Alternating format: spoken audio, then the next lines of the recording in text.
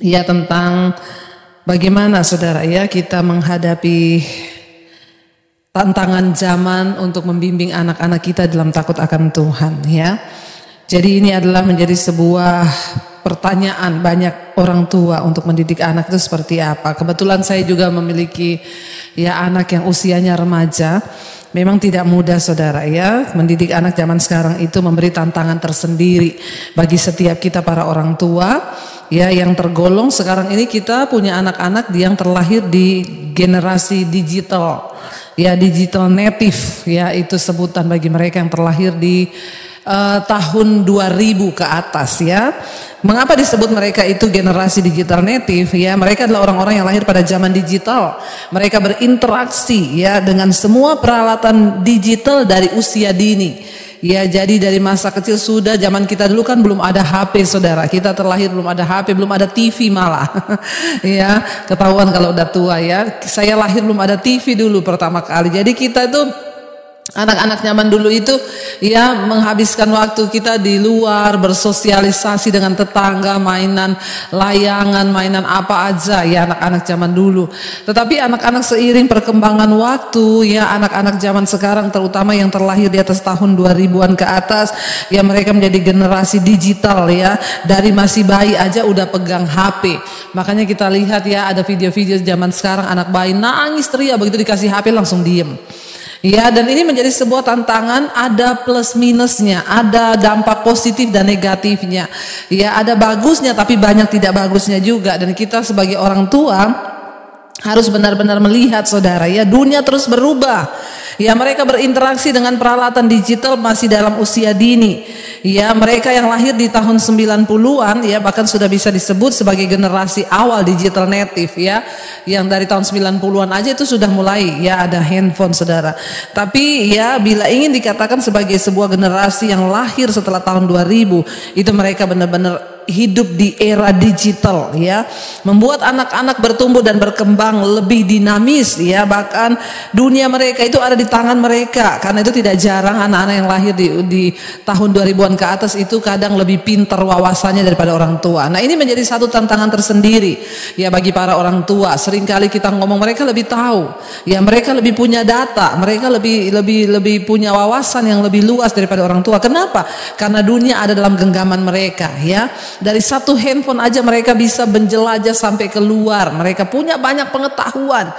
Nah, ini menjadi tantangan yang sangat berat bagi para orang tua. Kenapa? Tanpa kita sadari ya, handphone telah menjadi guru bagi mereka. Handphone telah menggantikan posisi orang tua bagi mereka. Bahkan tidak sedikit anak-anak yang, maaf saudara, handphone telah menggantikan posisi Tuhan dalam hidup mereka.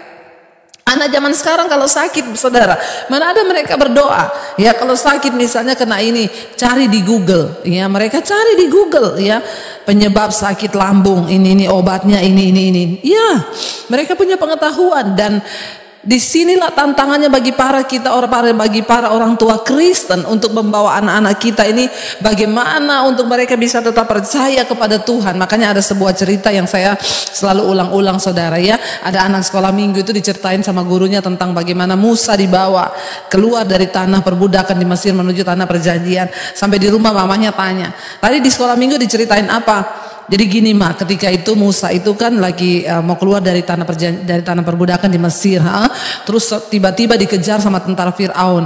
Ketika mereka sampai di tepi laut mak, itu kan laut di depan, di belakang tentara Firaun, mereka tuh pasti mati. Terus akhirnya Musa ambil handphone mak, Musa telepon mak ya.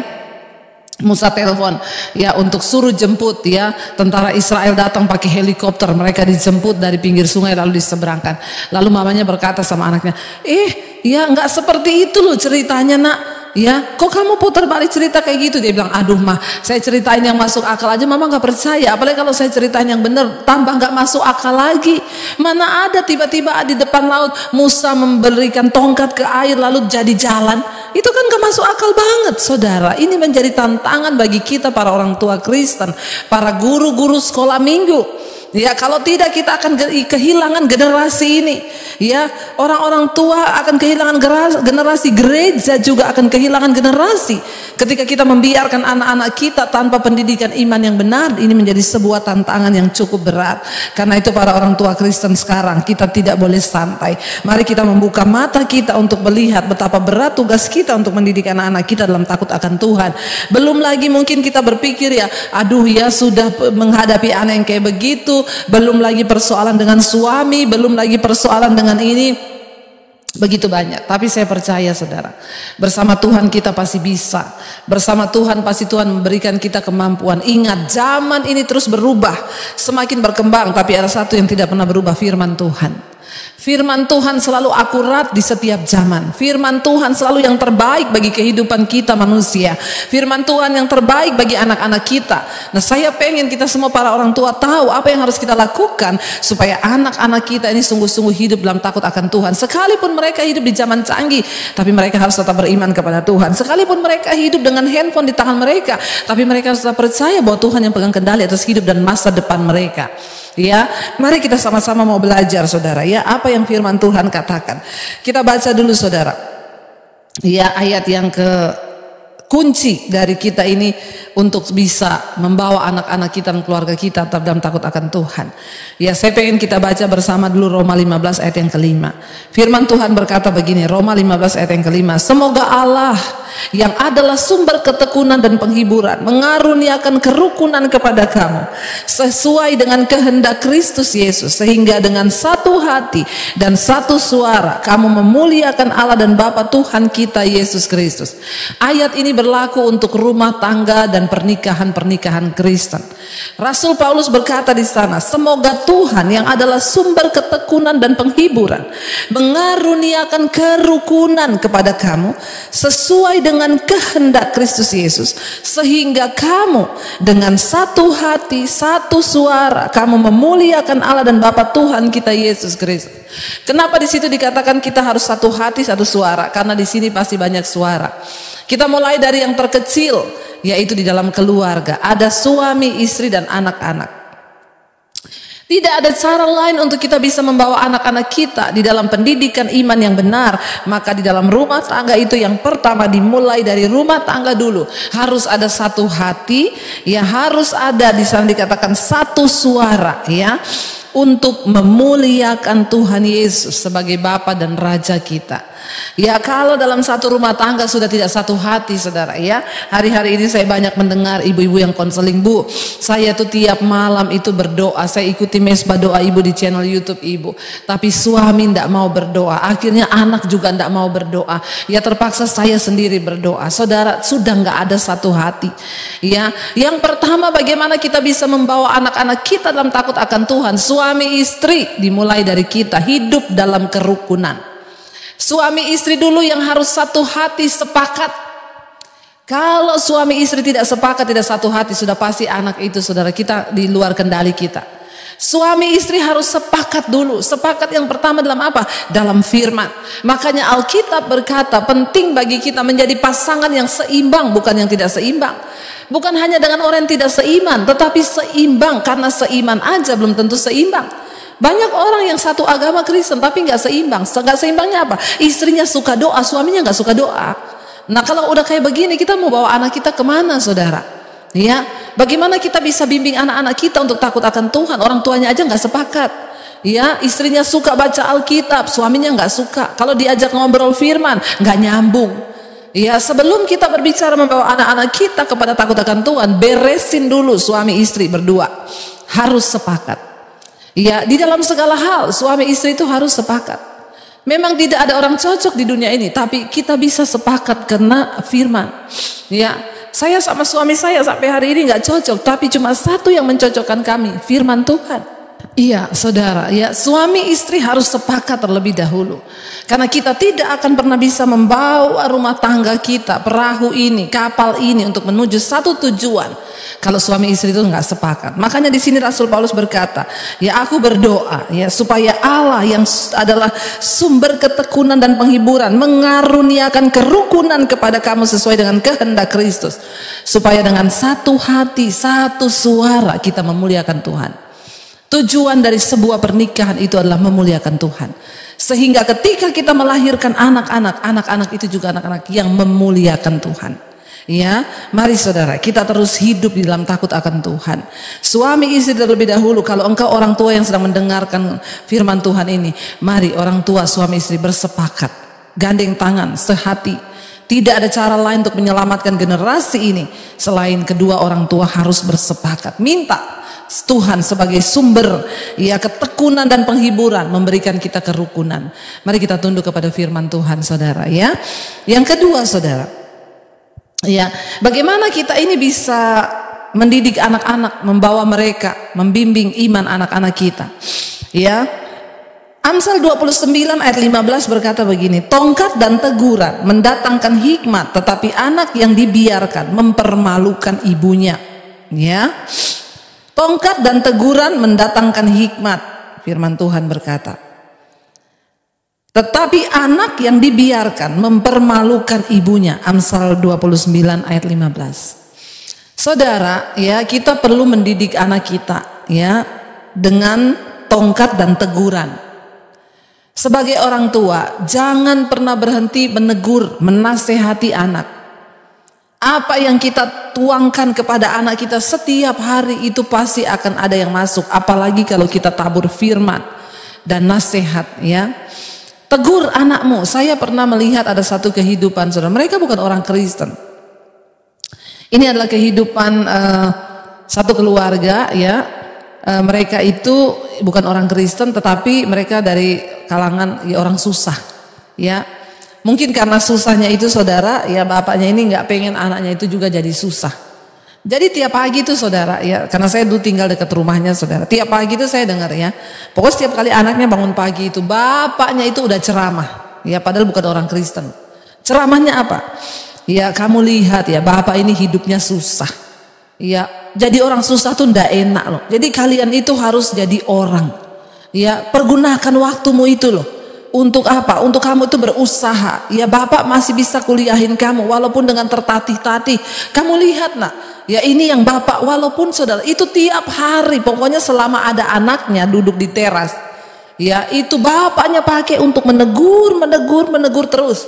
Ya saya itu kadang saudara karena dia ada warung begitu, saya kalau beli di warung tuh bapaknya lagi menceramahi anaknya. Ya yang laki dan perempuan setiap hari. Ya dinasehatin, ditegur, setiap ada kesempatan dulu dinasehatin, ditegur. Ya ayat ini berkata tongkat dan teguran mendatangkan hikmat. Dari mana hikmat itu datang? Dari teguran, dari tongkat. Ketika boleh nggak orang bertanya, boleh nggak kita pukul anak bu? Boleh. Waktu masih kecil. Usia anak boleh dipukul itu saudara, itu batasan sampai SD saja. Kenapa? Kalau dia sudah SMP sampai SMA itu ya sudah nggak boleh dipukul. Karena apa? Itu yang luka itu yang sakit bukan badannya lagi tetapi hatinya. Jadi kita harus didik anak dari kecil. Ya, didik anakmu dengan tongkat, dengan rotan, karena di ujung rotan itu ada didikan kata firman Tuhan. Ya, didik anakmu dengan tongkat dan teguran. Ini loh kebanyakan orang Kristen itu nggak pernah didik anaknya, nggak ditegur. Iya, ayat ini berkata tongkat dan teguran mendatangkan hikmat. Ya, boleh kita memukul anak ketika usia mereka itu masih SD, saudara. Harus. Saya banyak melihat anak-anak yang dari kecil tidak pernah dikena rotan. Yaitu wah anaknya itu saudara ya dari kecil tuh udah melawan sama orang tua, udah seenaknya. Kenapa? Karena Alkitab ini bilang tongkat dan teguran itu mendatangkan hikmat. Ya anak-anak saya ketika kecil ya saya pukul pakai rotan, pukulnya di kaki ya, jangan di tempat yang berbahaya. Alkitab bilang ya ajar anakmu dengan rotan tapi jangan inginkan kematiannya. Dari kecil itu sampai SD kalau memang kebangetan ya dipukul. Biar mereka tahu ada efek jera ya. Di ujung rotan itu ada didikan kata firman Tuhan ya. Kalau anak itu dari kecil nggak pernah dididik saudara ya, makanya tuh ya anak-anak itu apalagi orang Kristen, saya pernah lihat ada anak pendeta ya masih kecil umur 6 tahun bapaknya ditendang dan bapaknya tuh diam aja ya, dipukulin, dia ngajak beli mainan, ayo dipukulin, bapaknya ditendang, ditinju. Itu masih kecil anak udah kayak begitu ya. Kalau udah agak gede sendiri bisa bunuh orang tua loh ya. Mari kita berhikmat. Ada firman Tuhan yang mengajarkan hajar anakmu, tapi jangan inginkan kematiannya. Ya, saya mengajar pada anak-anak saya. Ya, Alkitab berkata, punggung orang bebal meminta pukulan. Jadi kalau kamu itu bebal, kamu tahu nggak bebal? Orang yang udah dikasih tahu. Ya, tapi tidak mau dengar. Ya, kalau main itu batasnya sampai jam segini. Kalau ini bikin ini nggak dengar, ya kena rotan. Bukan mami yang mau mukul, tapi punggungmu yang meminta pukulan, kata Alkitab. Ya, tapi ketika mereka sudah selesai SD ke sini tidak pernah lagi, saudara. Ya, karena kita harus menjaga. Secara psikologi itu anak kalau sudah besar dipukul yang sakit bukan tubuhnya lagi, tapi hatinya. Jangan menimbulkan luka batin kepada anak. Pertama tadi suami istri harus rukun, sepakat bersama-sama. Didik anak itu harus sepakat. Jangan sampai istri pukul suami bela, wah itu anak jadi besar kepala. Ya, dua-dua. Kalau istri mukul anak pakai rotan, ya suaminya nasihatin, makanya kamu tuh jangan nakal. Ya, gini harus, saudara, ya, supaya anak itu tidak kebablasan. Ayat kita baca lagi. Amsal 29 ayat 17 berkata begini, didiklah anakmu, maka ia akan memberi ketenteraman kepadamu dan mendatangkan sukacita kepadamu.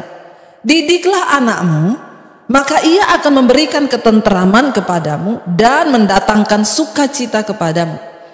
Ya, kenapa ada anak yang tidak mendatangkan sukacita? Karena memang nggak pernah dididik. Ya, apalagi kalau orang tuanya nggak sepakat. Ini nomor satu, saudara.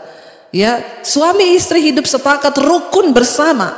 Ya, itu sudah salah satu nilai plus yang paling utama untuk mendidik karakter anak itu tumbuh sehat.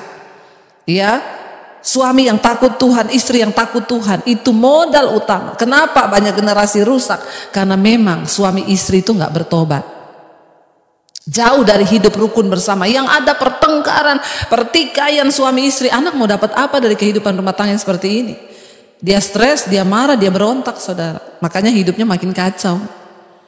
Ya, di sini dikatakan, saudara, waktu kita sudah punya kesepakatan dalam firman, suami istri hidup rukun bersama, kita masuk ke yang kedua, didik anakmu. Ya, ada saatnya anak itu nakal, memberontak, pakai rotan, pukul kakinya, ya, pukul pantatnya sedikit, tapi jangan inginkan kematiannya. Apalagi mukul anak sambil mati kau, wah jangan, saudara, ya. Kenapa kita harus mendidik anak kita, saudara? Supaya ia memberikan ketenteraman dan sukacita di masa tua kita. Ya, anak-anak yang dididik itu memberikan ketentraman, tapi memang nomor satu modal utama suami istri harus hidup rukun. Perhatikan suami istri yang hidup rukun, anak-anaknya itu masa depannya bagus. Enggak neko-neko, enggak gonta-ganti pacar, masih kecil udah pacaran terus kerjaannya. Kenapa? Karena dia tidak mendapatkan kasih sayang dalam keluarga. Saudara, mari kita menjadi alat Tuhan, karena pernikahan itu bukan hanya sekedar kita menikah, kita punya anak lalu apa-apa, enggak. Ya, kita harus memegang rencana Tuhan di balik pernikahan, karena menikah itu adalah menggenapi rencana Tuhan. Kita harus melahirkan keturunan ilahi, anak-anak yang takut akan Tuhan. Warisan terbaik dari orang tua kepada anak bukan kekayaan, bukan harta, tetapi iman. Ya, mari kita membawa anak-anak kita di dalam iman yang sungguh kepada Tuhan. Yang ketiga, saudara, bagaimana cara kita mendidik anak itu? Saya pengen kita baca sama-sama. Ya, Ulangan 6 ayat yang ke-14. Ulangan 6 ayat yang ke-4. Ulangan pasal 6 ayat yang ke-4 berkata begini, dengarlah hai orang Israel, Tuhan itu Allah kita, Tuhan itu esa. Ayat 5, kasihilah Tuhan Allahmu dengan segenap hatimu dan dengan segenap jiwamu. Ayat 6, apa yang kuperintahkan kepadamu pada hari ini haruslah engkau memperhatikan, haruslah engkau mengajarkannya berulang-ulang kepada anak-anakmu dan membicarakannya ketika engkau duduk di rumahmu, apabila engkau sedang dalam perjalanan, apabila engkau berbaring, dan apabila engkau bangun. Ya, yang ketiga, saudara, ajarkan firman Tuhan kepada anakmu. Ya, orang tua harus tahu firman. Orang tua yang terlebih dahulu harus mengerti firman. Jangan percayakan pertumbuhan anakmu di sekolah minggu sama guru sekolah minggu, itu nggak cukup banget. Ya, orang tualah orang pertama, oknum pertama yang bertanggung jawab atas perkembangan anak. Orang tualah yang harus bertanggung jawab nomor satu buat anaknya. Dia bertumbuh dalam iman atau tidak, bagaimana pengiringannya dengan Tuhan. Orang tua, ajarkan firman. Jangan jemu-jemu, ya, menasehati mereka dengan firman Tuhan. Ya, saya selalu berkata kepada anak saya, jangan kejar cita-citamu di dunia ini, nak. Kejar cita-cita Tuhan atas hidupmu. Karena kamu sukses atau tidak itu bukan waktu kamu memperoleh semua yang kamu cita-citakan. Tapi kesuksesan yang sesungguhnya waktu kamu dapat cita-cita Tuhan atas hidupmu. Ya, bahkan mungkin itu berbeda dengan apa yang dunia pandang.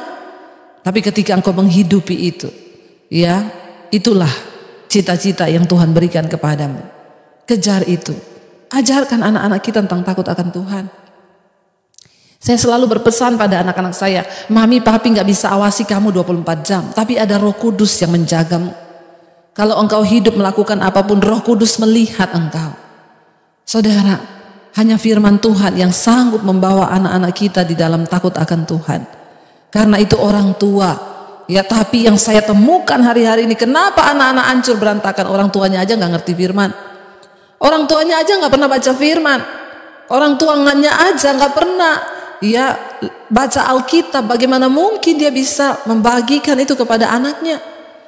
Ya, ingat saudara, tidak ada satupun pendeta hebat yang bisa mendoakan anakmu untuk hidup takut Tuhan. Tidak ada. Jangan minta pendeta mendoakan anakmu untuk takut Tuhan. Engkaulah yang harus berdiri, engkaulah yang harus menjadi wakil Tuhan atas anakmu. Bimbing mereka di dalam iman yang teguh. Satu kali saya diundang oleh sebuah keluarga. Ya, dia bilang, Bu, anak saya datang dari Amerika. Saya minta ibu untuk membimbing iman mereka, ya, untuk mengerti firman Tuhan. Ya, mereka ini ya dari umur ini sudah di Amerika, Bu, sekolah. Saya ketemu dengan anak-anaknya saudara. Ya, saya bacakan firman. Itu anak-anak yang ya tinggal di Amerika itu waktu saya ngomong soal surga dan neraka, mereka, what? Emang neraka tuh ada? Ya, kita nggak pernah tuh dengar di sana itu khotbah ada neraka. Iya, makanya sekarang mamamu mau saya membawa kamu itu mengerti firman. Ya, berapa kali saya datang untuk memberikan pengajaran firman, menjawab semua pertanyaan mereka. Tiba saatnya mereka mau balik ke Amerika, mamanya bilang, Bu, besok mereka balik ke Amerika. Saya minta ibu datang jam 8 pagi, ya. Mereka mau ke bandara, sebelum ke bandara saya minta ibu berdoa, lepaskan berkat buat anak-anak saya. Oke, saya bilang, tapi syaratnya ibu dan suami harus ada. Waduh, kalau suami saya nggak tahu bisa apa enggak ya, karena dia ada kerjaan. Saya minta harus bisa untuk anak. Ya. Sempatkan waktu. Saya aja mau sempatin waktu, masa bapaknya nggak bisa sempatin waktu? Oke, Bu, saya ngomong, karena kalau nggak ada bapaknya saya juga nggak datang. Oke. Lalu akhirnya karena permintaan saya begitu, ya, bapak dan istri ini hadir. Ketika mau berdoa, saya sedikit memberikan firman Tuhan kepada mereka. Ketika akan mendoakan berkat, saya berkata, sekarang bapak dan ibu berdiri. Bapak dan ibu lah yang harus menumpangkan tangan ke atas anak-anakmu. Kaget mereka, saudara. Hah? Loh, kan kita panggil ibu untuk menumpang tangan atas mereka? Enggak. Saya bilang, tidak ada berkat yang lebih mulia bagi seorang anak itu kecuali berkat dari orang tua dan tangan dari orang tuanya sendiri. Enggak ada satu pendeta hebat yang bisa menumpangkan tangan ke atas anakmu, lalu anakmu itu bisa hidup takut akan Tuhan dalam berkat Tuhan. Enggak. Kecuali berkat penumpangan tangan dari suami istri sebagai orang tua yang telah dipercayakan Tuhan untuk melahirkan anak itu. Benih yang lahir dari kedua suami istri ini. Mereka kaget. Ya, lalu bapaknya berkata, Bu, saya takut. Katanya kalau saya ada dosa, saya tumpang tangan kepada orang, nanti itu transfer roh. Ini waktunya bapak bertobat. Sekarang minta ampun dulu sama Tuhan. Minta ampun sama Tuhan, beresin semua dosamu. Ya, jadi saudara, kekeliruan banyak orang Kristen sekarang itu apa? Dia pikir dia bisa bayar pendeta, dia bisa panggil pendeta siapa aja untuk bisa kasih berkat buat anaknya. Sorry, Tuhan bukan Tuhan yang bisa kita atur dengan uang kita, lalu kita main judi dengan Tuhan. Kita pikir kita bisa bayar pendeta. Kamu mungkin bisa kasih pendeta amplop tebel untuk bisa mendoakan, tapi sorry, Tuhan itu nggak bisa direkayasa. Ya, berkat Tuhan tuh turun kalau kita ngikutin firman. Orang tua, berkat anak cucu, berkat orang benar. Alkitab berkata keturunan orang benar itu akan disertai oleh Tuhan. Waktu orang tuanya hidup benar, maka anak-anaknya disertai Tuhan, bukan pendeta. Jangan salah menaruh iman. Saya bilang, bapak sekarang beresin hidupmu di hadapan Tuhan, lalu tumpang tangan atas anakmu. Lalu saya berdoa buat suami istri ini, ya. Dan setelah ini bapak harus hidup dalam kekudusan supaya anakmu tidak kena kutuk.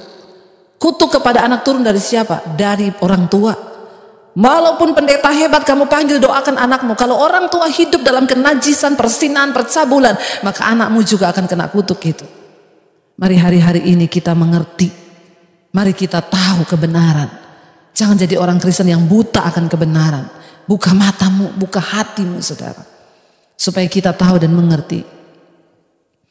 Saya percaya, biarlah firman Tuhan ini menjadi bekal bagi kita semua. Ya, yang pertama tadi, suami istri harus hidup rukun bersama, sepakat dengan firman. Yang kedua, didik anakmu, enggak apa-apa pakai rotan. Yang ketiga, ya, ajarkan firman Tuhan. Setiap saat ajarkan mereka firman. Ya, makanya orang tua harus penuh dengan firman. Ya, supaya rumah tangga kita berbahagia. Mari